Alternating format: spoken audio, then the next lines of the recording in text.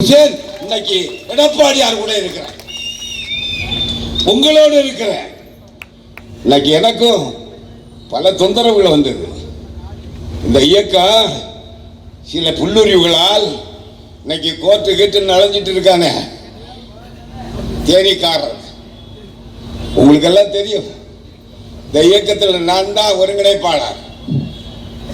ஒருங்கிணைப்பாளர் சொல்லி supreme court வரைக்கும் போய் எத்தனையோ வழக்குகளை சந்திச்சு இன்னைக்கும் ஒரு வழக்கு டிஸ்மிஸ் ஆயிருக்கு. எல்லாத்திலையும் தோல்வி. அப்படிப்பட்டவன் எனக்கு கொலை பாதக செயல்களில ஈடுபடுற கட்சிக்காரனை தூண்டிவிட்டு என்னை கொலை செய்ய வந்தார்கள். நான் சுப்ரீம் கோர்ட்டுக்கு உச்ச நீதிமன்றத்துடைய விழுக்காடுகளில கையெழுத்து போடணும், வழக்கிலே கையெழுத்து போடணும். நான் டெல்லிக்கு போறதுக்கு முந்தின நாள் என்னுடைய அருமை தோழர்களே, நண்பர்களே, குளத்தூர் பகுதியில் இருக்கின்ற கிருஷ்ணமூர்த்தி ஒரு பெயர், அந்த கட்சிக்காரன் ஓபிஎஸ் உடைய ஆளு பல ஆட்களை வச்சு என்னை கொலை மிரட்டல், என் மொபைலில் பார்த்தாச்சுன்னா தெரியும், கொலை மிரட்டல் செய்து எடப்பாடியார் அவர்கள் என்னை ஒரு 10 பாதுகாப்பாளர் அனுப்பி வைத்து தனியாக ரூம் எடுத்து யாருக்கும் தெரியாம ஒரு 10 நாள் என்ன தனிமையில் ஒழித்து வைத்தார். அதற்கு பின்புதான் நான் டெல்லிக்கு சென்றேன். உச்ச நீதிமன்றத்தில் வழக்கு போட்டு வழக்கில் வெற்றி பெற்று அவை தலைவர் தான் இந்த கட்சி. இந்த தீர்ப்பு கிடைத்தது. இரட்டையிலையா தமிழ் மகன் ஹுசேன் கையெழுத்து போடுறப்பதான் செல்லுபடியாகும் உச்ச நீதிமன்ற தீர்ப்பு சொன்னது.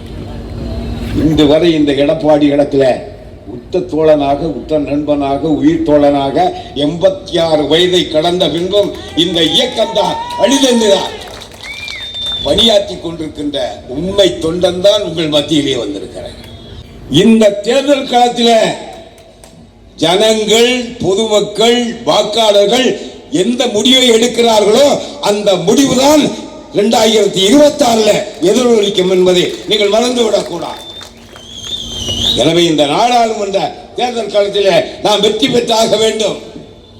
இந்த தேர்தல் களத்தை சாதாரணமாக எண்ணிக்கொண்டிருக்க கூடாது என்பதைத்தான் சீனியர் மோடி அது முடிந்த பின்னாலும் பேச்சு இருக்கும், உள்ளம் என்றொரு ஊர் இருக்கும், அந்த ஊருக்குள் எனக்கு ஒரு பேர் இருக்கும் என்று சொன்னார் என் தலைவன் புரட்சி தலைவர் எம்ஜிஆர்.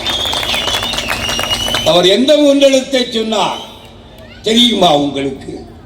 என்னுடைய அருமை நண்பர்களே, தோழர்களே, திராவிட பேரியக்கத்துடைய பரிணாம வளர்ச்சியை இந்த மண்ணிலே கட்டி காப்பாற்றிய முன்னெழுத்துதான் தந்தை என்று அழைக்கக்கூடிய ஈரோடு என்ற மூன்றெழுத்திலே பிறந்த என்ற மூன்றெழுத்து. ஈவேரா பெரியாருடைய மறைவுக்கு பின்னால் திராவிட பேரியக்கத்தை இந்த மண்ணிலே கட்டி காப்பாற்றிய மூன்றெழுத்துதான் பாரதி பாடினார். செந்தமிழ் நாடென்னும் போதினிலே இன்ப தேன் வந்து பாயுது காதினிலே என்று இந்த செந்தமிழ் நாட்டை பற்றி பாடினாரே. சென்னை மாகாணம் என்று இருந்த சென்னை மாகாணத்தை தமிழ்நாடு என்று பெயர் சூட்டி அழகு பார்த்த மூன்றெழுத்து தான் காஞ்சி என்ற மூன்றெழுத்திலே பிறந்த அண்ணா என்ற மூன்றெழுத்து.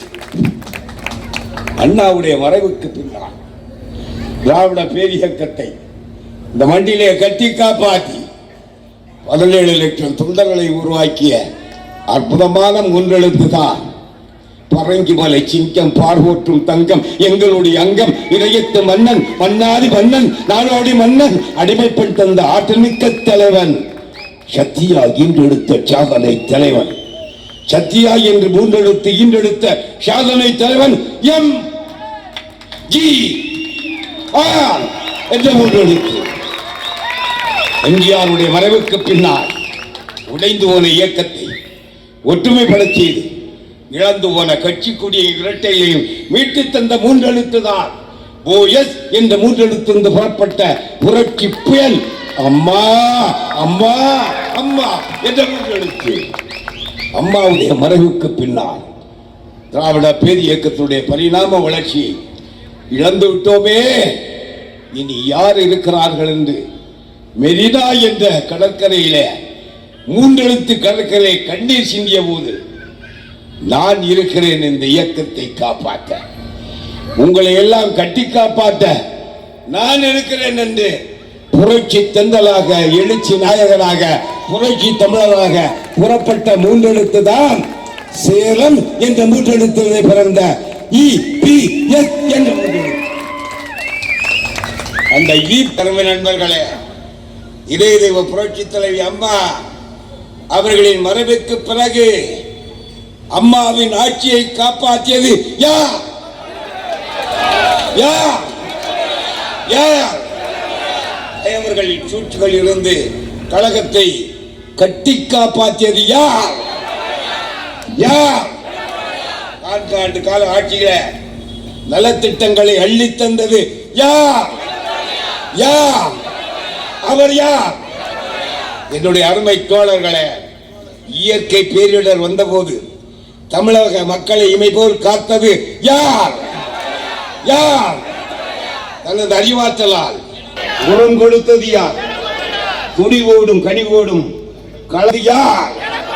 யார்? கழக தொண்டர்களை ஆதரித்து அரவணைத்து செல்வது யார்? யார்?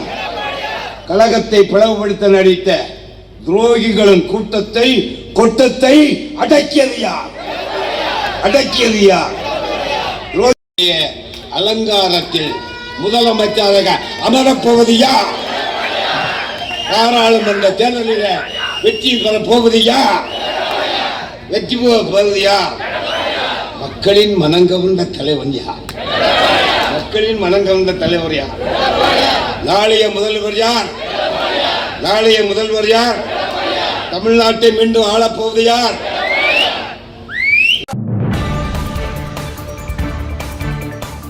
செய்திகளை உடனுக்குடன் தெரிந்து கொள்ள நமது அம்மா இணையதள தொலைக்காட்சியை சப்ஸ்கிரைப் செய்து அருகில் உள்ள பெல் ஐகானை